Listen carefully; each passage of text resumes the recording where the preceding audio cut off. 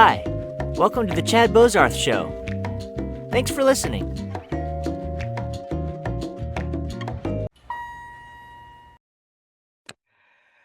Brad, thank you so much for joining me. Chad, I'm excited to join you. Thanks so much for asking me to be here.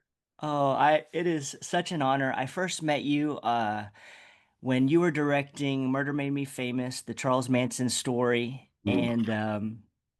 and that was the first time I'd ever booked a TV role. Really?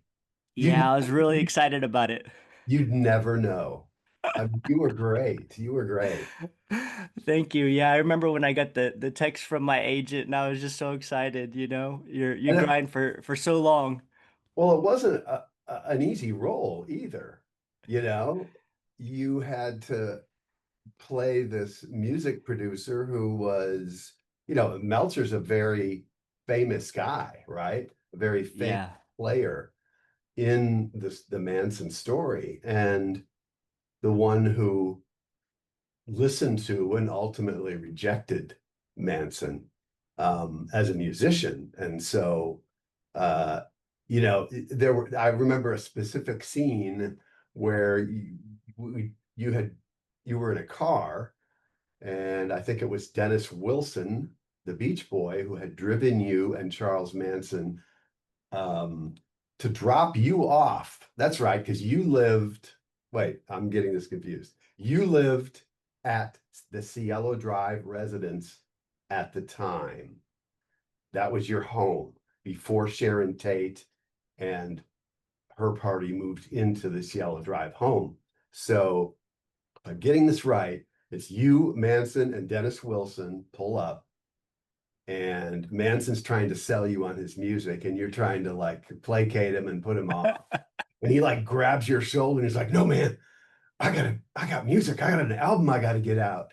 And the fright in your eyes was really, really good. And I remember, I kind of wish I would have watched the whole episode just prior to this because it's been a little while, but I distinctly remember the fear in your eyes and how good it was. Well, thank you so much. I appreciate that. Well, David Burkhart was terrifying, so I think it was easy It to. was.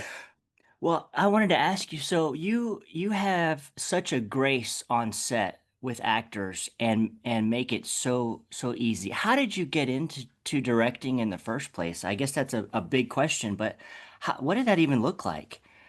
Well, I don't have a degree in film or anything like that. I have a degree in journalism because I thought I was going to be a reporter when I was younger. But what it did teach me is how to write stories, how to research, how to communicate. But once I graduated, I was like, I don't want to be a reporter. And so I took a job with AMC Theaters in management because I wanted to be close to movies, as crazy as it sounds. So I got to watch all the free movies I wanted, and I managed staff in movie theaters. And I started doing little videos for AMC for their corporate, like training videos, and they would have these yearly annual meetings, and I would do all the video work for them.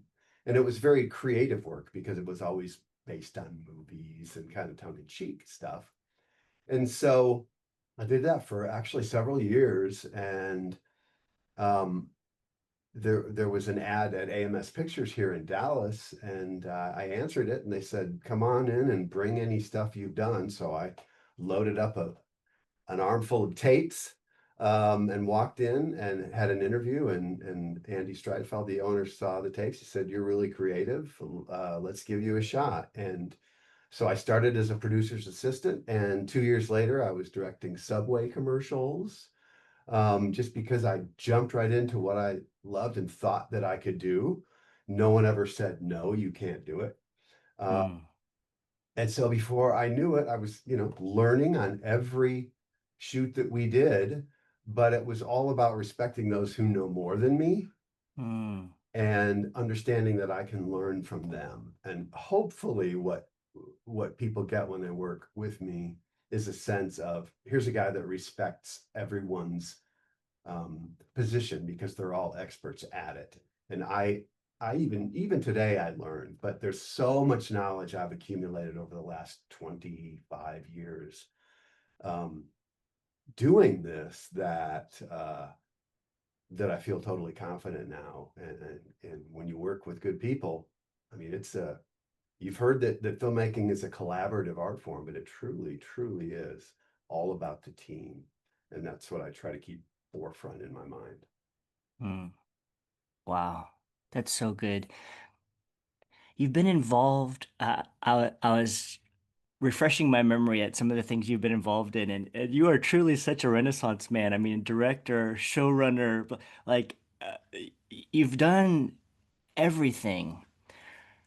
Um, I mean, I just ho- love to tell stories. I'm sorry, I should wait for your question. no, that's good. I wanted to go there. Please, how important is story in all of this? Well, storytelling, I guess, everyone has a passion in life, things they get excited about. And I think from a very young age, I was all about even the kids in my neighborhood. It was like, okay, it's a little after dark and we're playing in the yards and stuff. Let's get together and tell ghost stories. Or, Mm, it was all about storytelling from a very, very young age. I loved to do that. And I think, succeeding in this business requires a love of storytelling. And a lot of people have it.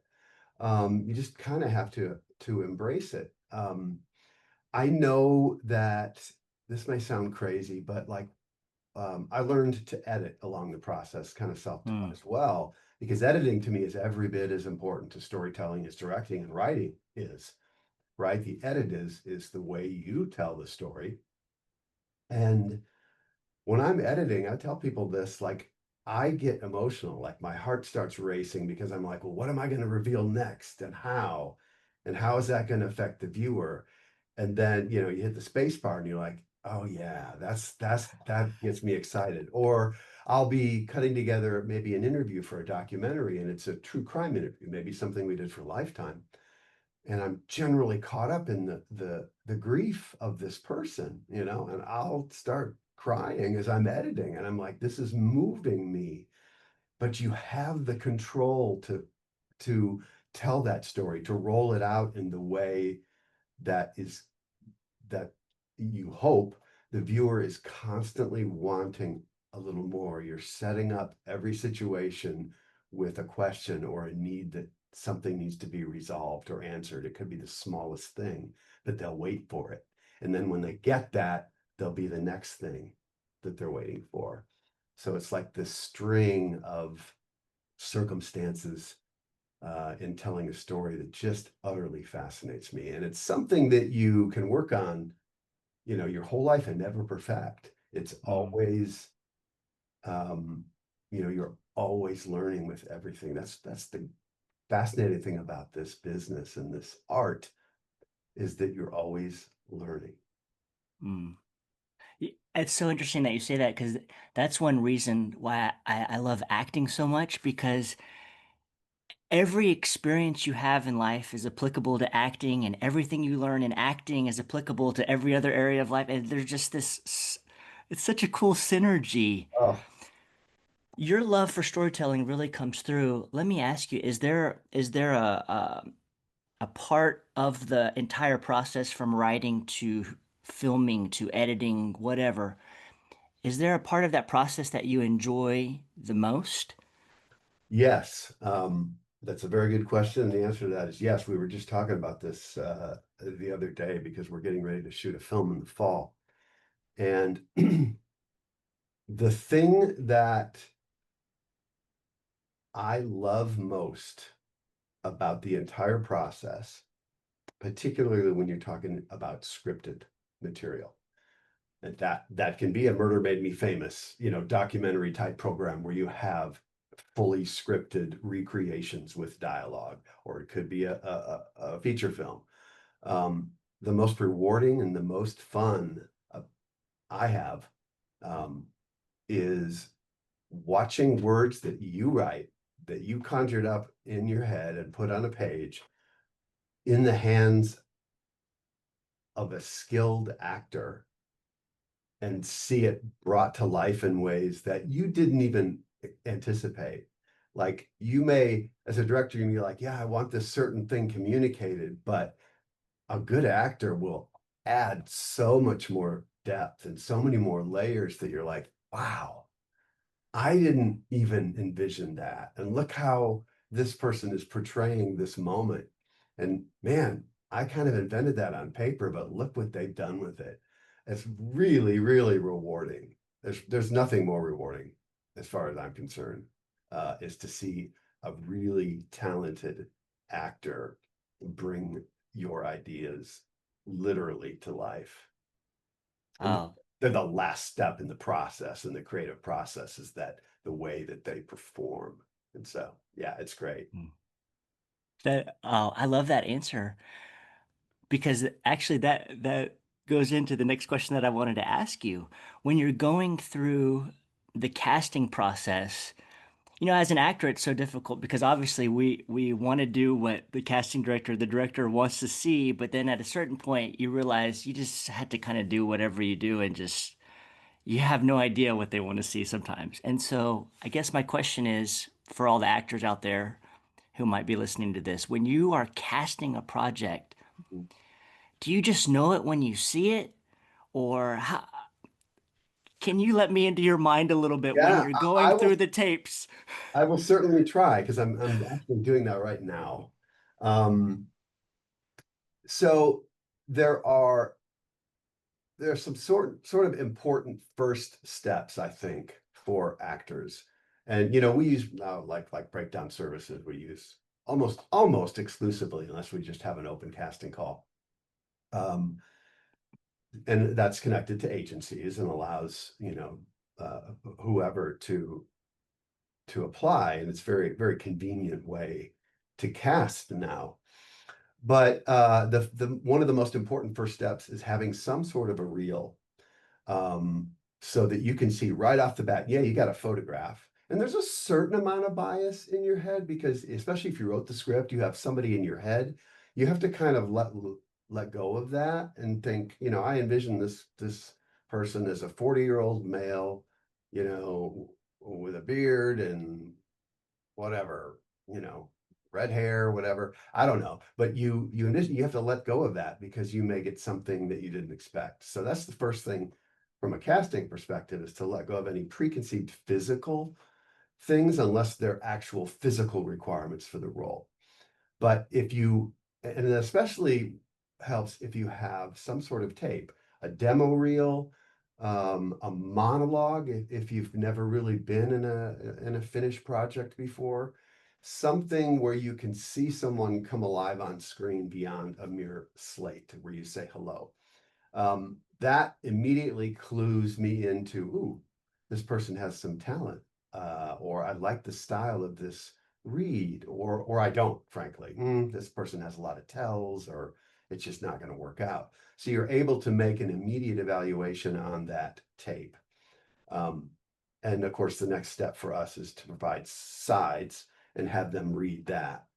And I think it's important to have a certain amount of direction in the sides, or at least a good character description, but not to get too terribly specific because you kind of want the actor, and that first step, you want that actor's interpretation of what they've read about the character and what's on the page, and kind of get their take on it. And then callbacks will often involve more specific direction, or a different read, a different section of script or whatever. So I don't know if that answers your question, but it's at least in terms of the first step. Uh, I look for video right away. It's the first thing I click on when I see someone's headshot. I click on the video. When you are choosing a side to send, are you looking for what you perceive to be maybe the most difficult moment and you want to see how they handle that? Or is there a lot of thought process that goes into selecting what sides to send out in the first place? Another great question. And the answer is yes. I try to find something that either is most representative of the character, or something that is maybe of a particular challenge that I know the actor has to master. Like Mm, like this role really needs this, right? And so I'm going to pick a side where that has the ability to make itself known um, in visual form. So, but I don't go out and, I don't necessarily pick the most difficult passage. It's just the most representative, especially for the first go around. When you do a callback, you can get more specific. It may even be something as silly as, I hate to ask you this, but I really need to hear how you scream, or mm. something like that. And But you never want to put that in your size right away. But you get a good section of the script that you can turn into a monologue, eliminate the other characters from the scene and sort of chunk it together so it reads like a monologue, and that usually does the trick. Hmm. That's so good. Thank you. So let's jump. That was really good. This is so good. I appreciate this You're insight, asking Brad. good questions. It's fun. This is wonderful. This is so helpful to me. Um, I want to jump on set. Mhm. As a director, you have so many shots that you have to get through on a given day. There's money involved. There's all of this pressure. And we're going to acting class and we're being told take risks, be creative, all of this stuff, which is fantastic. Have you ever had an experience on set where the actor was just not giving you what you wanted or needed? I guess my question is, how do you balance the creative aspect and the productive aspect and keep the train moving, but also leave room for creativity? How in the world do you do that with so many people breathing down your neck? Well, I definitely live in a world where we move fast. I mean, this isn't Hollywood. We're not making hundreds of $1 million movies. We're doing television and independent film and stuff like that. So the budgets are much smaller, and by virtue of that, you have to move fast. So that's why it's so critical to cast correctly. That's the first most important thing. If you cast correctly, it's going to make your job so much easier because it's not gonna be like pulling teeth. You know that the talent have the chops to do that and to carry that for you. Um, but that said, sometimes you have to improvise. There have been, I won't name any specific circumstances, Sure. but there have been times when we cast this role for a good reason.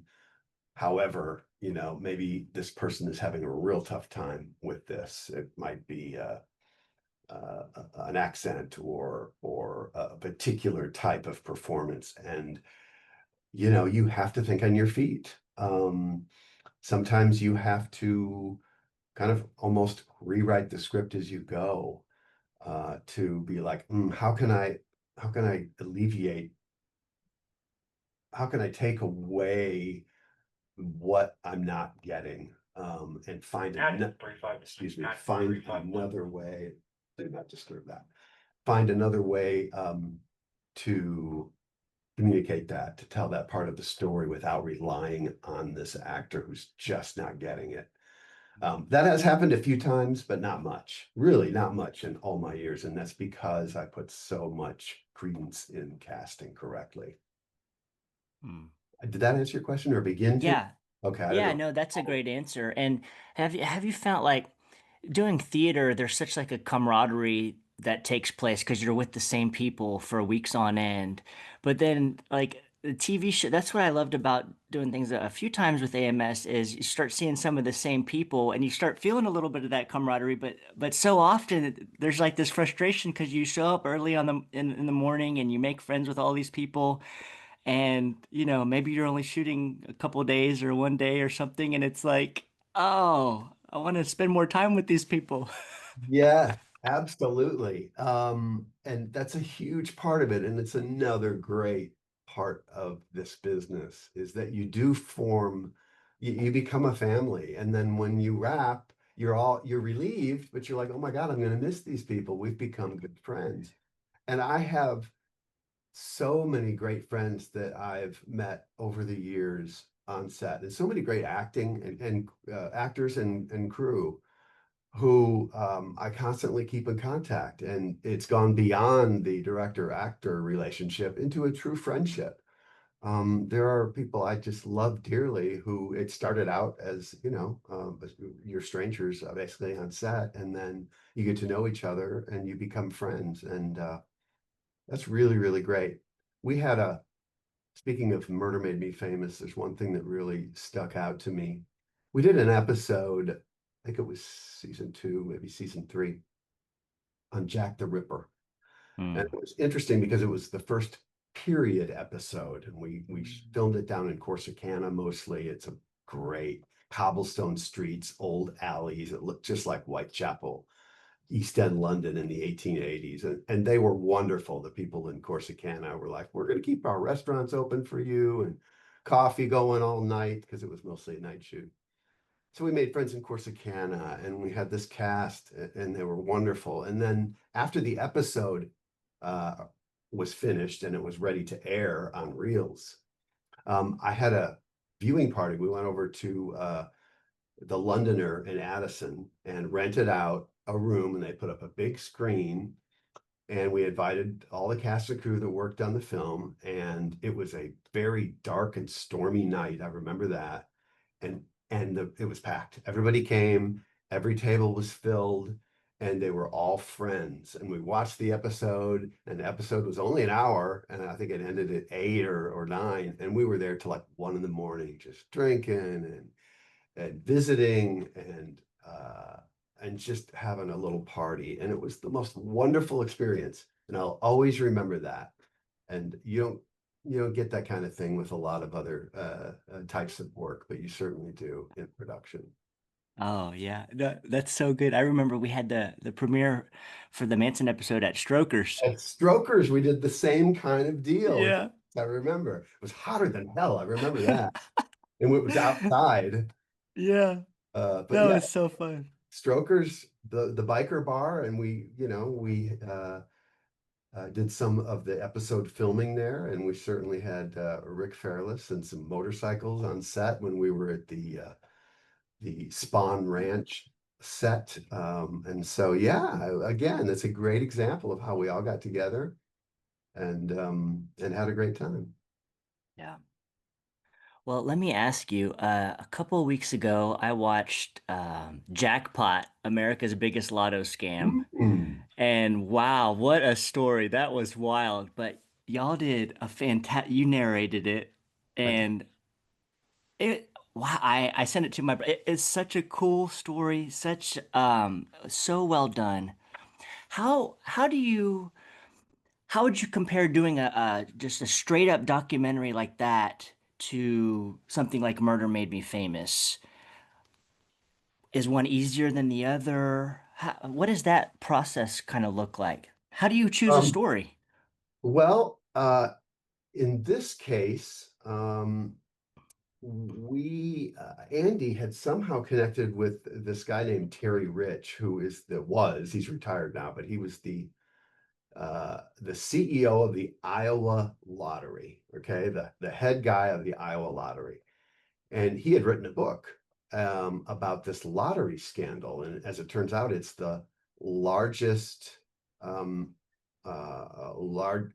largest lotto fraud in America.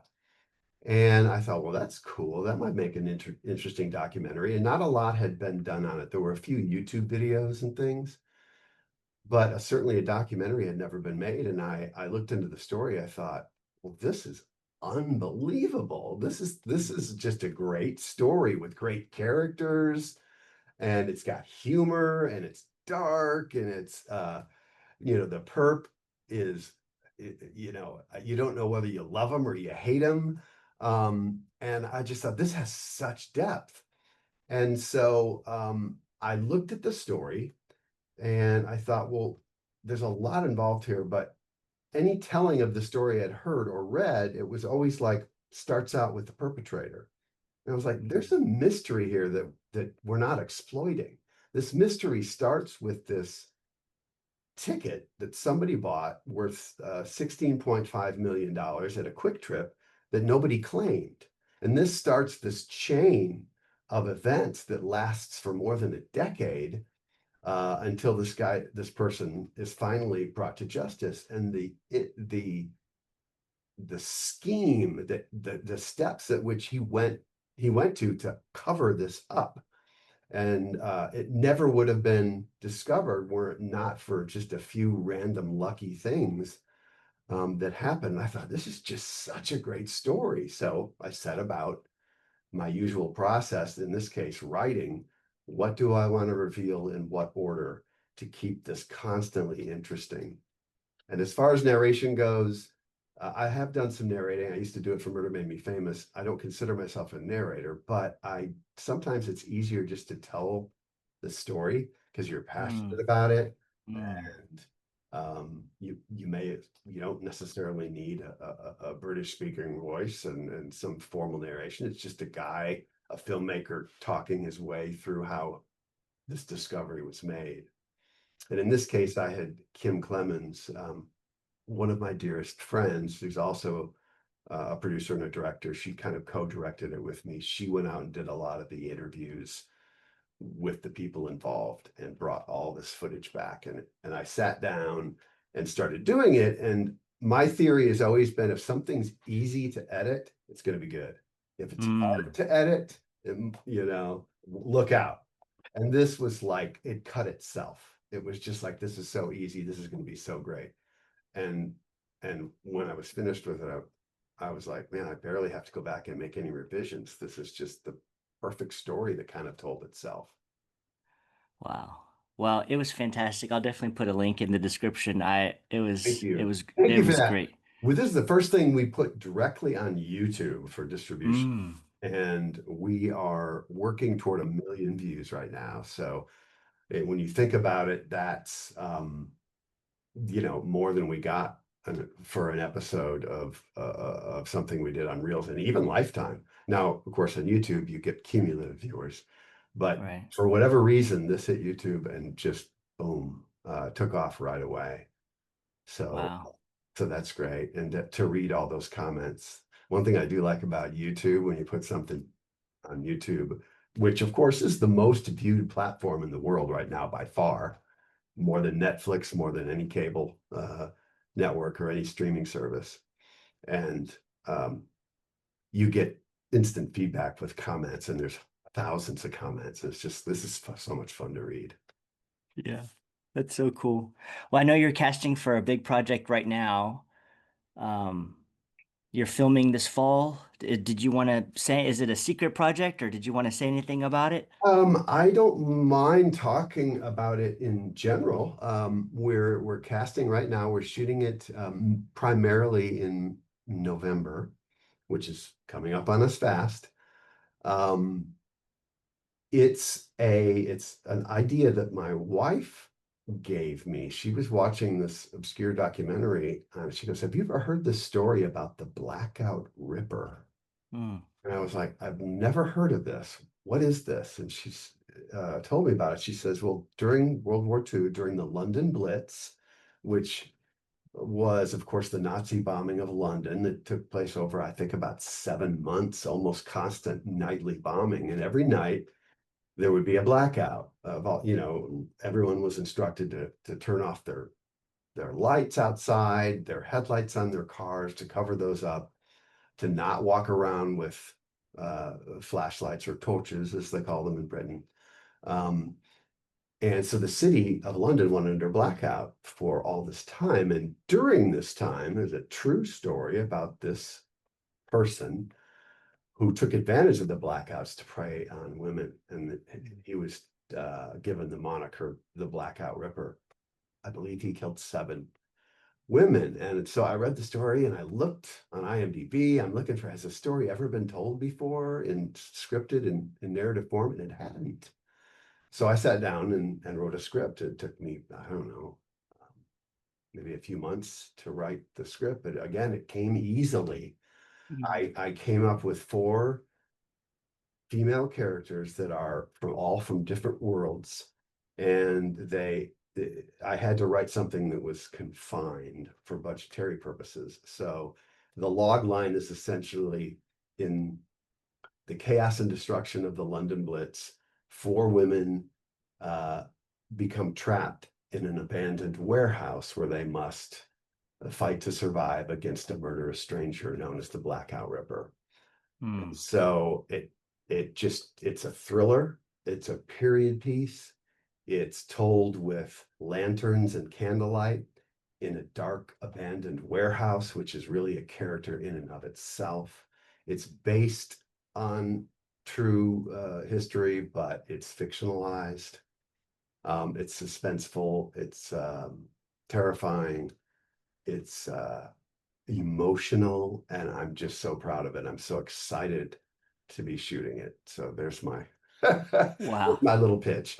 Well, that's awesome. I know you'll do a great job with it. Well, Brad, as we wrap up, if somebody's listening and they're an aspiring filmmaker or aspiring actor or something, and this whole world seems like a bubble, like how do you even get into this community? What would you say to somebody like that?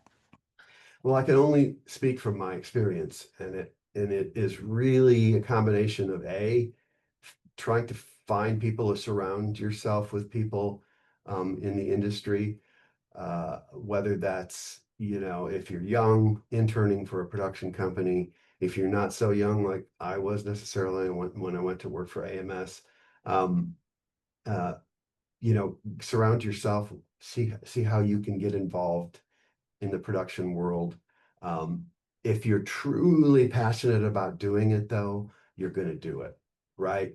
If you really, really have it in you to make a film, whether it's a feature or a short or a documentary, you're going to find a way to do it. Um, and if you're not, if you just want to say you're a filmmaker or a director, but you don't have that passion to tell stories, then you probably won't. So it really sort of depends on that fire that's in you. But if it is in you, don't let anything stop you. People have heard this a million times, but the tools available now. I mean, your iPhone literally it can be an incredible instrument for shooting. You can get software on your phone that turns your camera into a sophisticated shooting instrument. Um, you can learn how to light.